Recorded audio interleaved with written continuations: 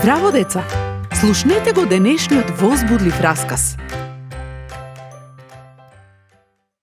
Во петто одделение сите беа возбудени. Наставникот ги врати тестовите по математика. Некои воздивнаа со олеснување. Нивните оценки не беа толку лоши како што очекуваа.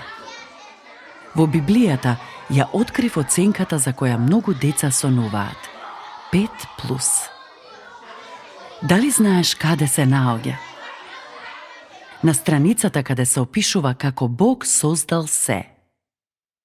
Неговото создание доби оценка 5+.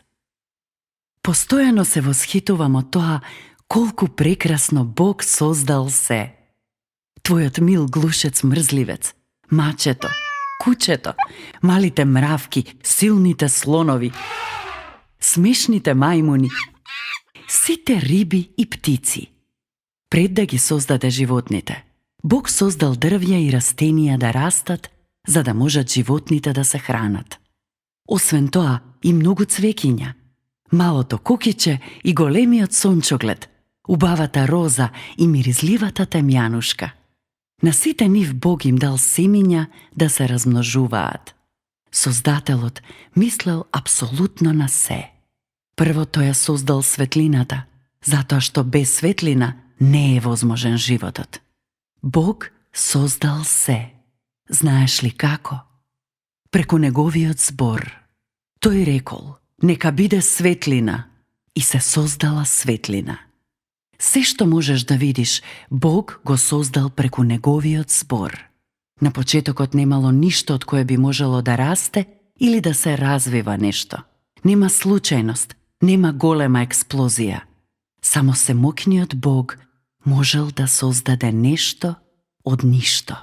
А потоа било создадено најдоброто нешто.